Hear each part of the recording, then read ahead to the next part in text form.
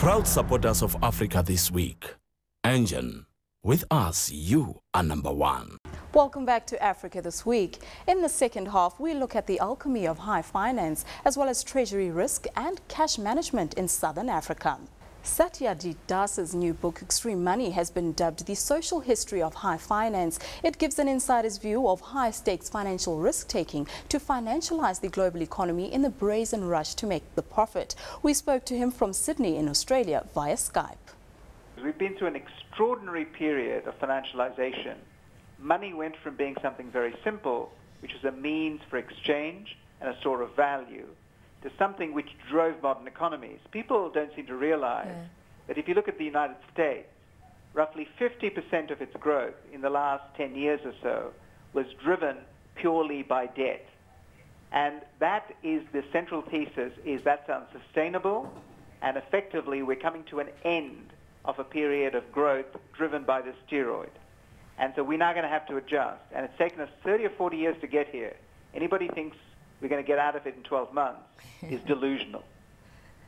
I mean, if I was to simplify the text, I'd say we come from an era of the Industrial Revolution where industry started to drive economies, to then moving into a situation, as you're saying, of the financialization of the global economy where money became an industry in itself. And as we know, industries come and go. So is this the end of financialization as we see it? Well, I think it's the end of financialization to the extent that we've seen.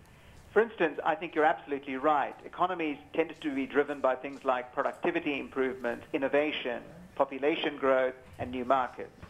But what happened in the 1970s was growth slowed, so we had to find these new sort of accelerants, which we chose debt and speculation, which is what I term extreme money.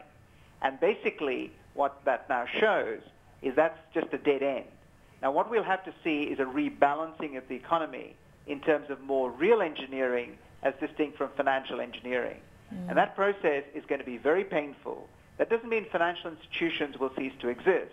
They will still exist, but they'll go back to the future. They'll be more into matching borrowers and savers. It'll be basically trying to actually provide simple risk management tools and provide safe payment mechanisms. The days of high finance as we've seen it is probably coming to an end. Unfortunately, nobody stole the bankers, and they're still clinging on. The masters of the universe don't die easily, and they're clinging to old notions. And what we're seeing now is this tremendous attempt to cling to the past. There's a wonderful line in F. Scott Fitzgerald's The Great Gatsby. You can't repeat the past? Why not? And we're trying to do that. And I think ultimately it'll prove to be unsuccessful. I mean, there is the famous saying in business that you've got to spend money to make money, and clearly that's where some of the risk elements have come to the fore. As new economies rise, as we start to see people moving into energy infrastructure, ICT, we're still going to need money as a basic commodity to transact. We're still going to expose money to certain elements of risk in new industries. How can we mitigate against that? No, that's absolutely correct. But that's money being put into real products, real goods, real services, real innovation. What we found was had money chasing itself. We lived in an era of what I call candy floss money. As you know, candy floss is a tiny bit of sugar superheated. We increased the velocity of money in the economy, and that came to drive essentially asset prices. If you look at the gain in asset prices, whether it's in equities, whether it's in property, even in commodities, over the last 10 or 15 years, a lot of that's been driven by the flood of money chasing those assets. So you're absolutely correct. We're going to go back to proper risk-taking, which is more industrial in nature. The other thing which is actually very important in that process is that we actually start to price risk properly. The flood of money actually had a very distorting effect. Risk actually came to be mispriced. And we've got to go back to proper pricing of risk. But in the meantime, you were talking about emerging markets. In emerging markets, the efforts of the developed economies in trying to actually, I suppose, apply almost a Band-Aid to a gunshot wound, they're actually causing enormous problems. The printing of money, for instance, is leading in the, I suppose, the developed countries to some advantages, but in the emerging countries, it's creating problems of inflation. And if you look at countries like China and India and Brazil, who have large amounts of foreign exchange reserves, the value of those reserves, which are in dollars, in yen, and in euro, are being dissipated at a frantic rate. So extreme money in that sense has very destructive as well as positive effects. To use your metaphor of putting a Band-Aid on a gunshot wound, let's go to the measures currently being taken to try to stabilize financial systems. We're seeing the European Central Bank being urged to mop up the bonds in Italy, to come up with a stabilization fund for Greece. We may see a downgrade of France because of the exposure of their banks. We're seeing a new round of quantitative easing possibly in the United States. These economies have to work for the rest of the emerging market economies to thrive. They ultimately create the core market that Africa and Asia is looking for. What do you make of those stabilization measures? Well, I think the first thing is the fundamental premise of that is that nobody has actually admitted that there's too much debt. In fact, all we're seeing, particularly Europe's a very good example, the answer to debt seems to be to reshuffle the debt around in some shape or form.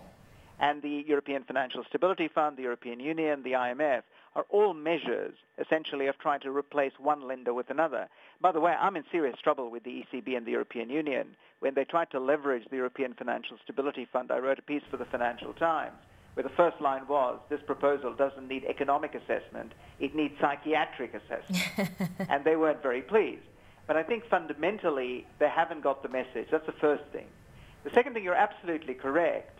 Because of the globalized nature of industry and exports and imports, one of the problems is we've been through this theory of decoupling, where the emerging markets somehow mysteriously are going to decouple, and they're going to go their own way. That's not going to happen, because as you correctly point out, the developed economies are still the export drivers for the demand for these emerging economies. But the problem is the actual slowdown in the developing economies has forced, for instance, China to almost go to an extreme money, if you like.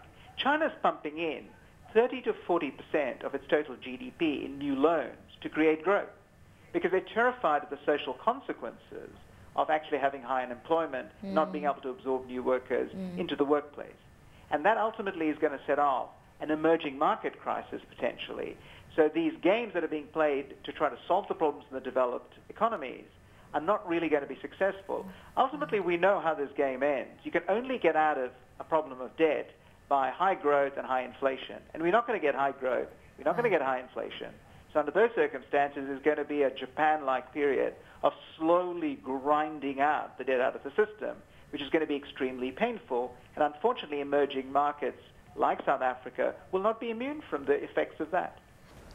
Southern Africa is seen as a gateway to Africa and beyond, and corporates are leading the drive towards internationalization. Peter Green, Senior Eurofinance Tutor and Director of TransactionBanking.com in the UK, spoke to us about Treasury, risk and cash management in Southern Africa. It's the 6th conference that we've held, and I think the best one in terms of the quality of discussion and debate. But the mood was really positive. We polled the audience for their reaction, their vote, and it was a 70% optimism, so 30% pessimism.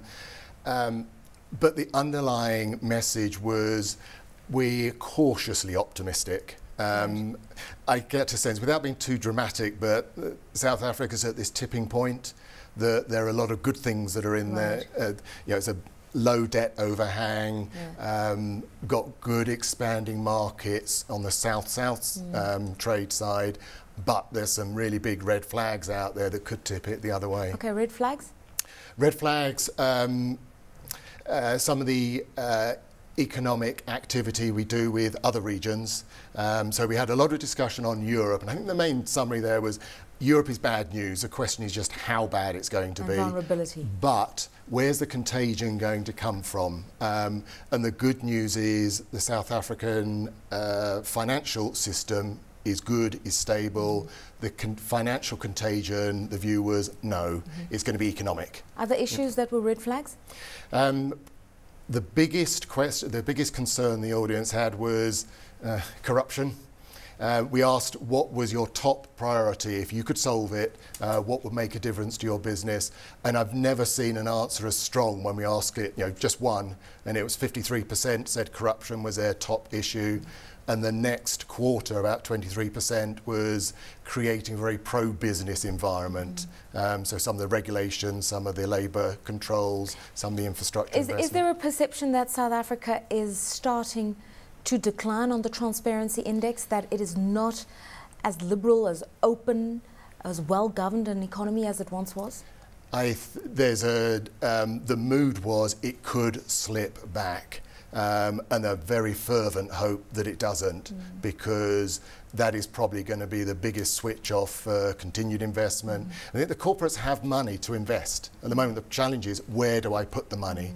So during the troubled times, they've been building up their war chest, and they have the money to invest. They just won't do it in uncertain times. Okay, we are in uncertain times, broadly speaking, beyond the politics, and it's the volatility internationally, and it's where you're going to get yield. Is there a sense that South Africa and Africa is offering good yields, and where do people want to put their money? Yeah, I think there's opportunity in terms of business expansion, and that's really the focus here. Corporates invest safely. They're not looking for a high risk, high return in terms of any spare cash they have. They build up cash, the buffers, to see them through the tough times. They've done that. Now, what do I invest in? And they're stuck with choices. Do I return it to the shareholders, or do I invest in my business? I'd love to invest in my business, but I'm not going to do it unless you can give me certainty. Obviously, as we look to create jobs, as we look to expand the economy, we're going to see a lot of mergers and acquisitions. Some would argue we shouldn't be seeing consolidation. We should be seeing new industries fledgling. We should be seeing companies starting new businesses. What are the trends, and how can people use their money wisely? Yeah, we were talking to mainly large corporates, multinationals, but even there, the sentiment was remarkably strong on it's going to be a small business-driven growth. We need to create the appropriate labour laws to encourage that small business to grow. And if the small business is successful, the bigger businesses are going to be successful. Okay, we're almost running out of time. Obviously, there are issues like currency risk, infrastructure as an impediment when you're doing business in Africa. A lot of companies have incurred losses and provisioning because of volatile currencies. What impact does that have on the Treasury? Corporate treasurers will risk mitigate, but probably the biggest message on FX, foreign exchange, was there seems to be a public sentiment of a weakening rand is going to be good. We did a vote, and it was 70% or so said that. We then had a debate on it, and it swung completely the other way around. A weakening rand is not going to be good for the South African economy, was the verdict of the audience, based on the input from the economists who gave their presentation.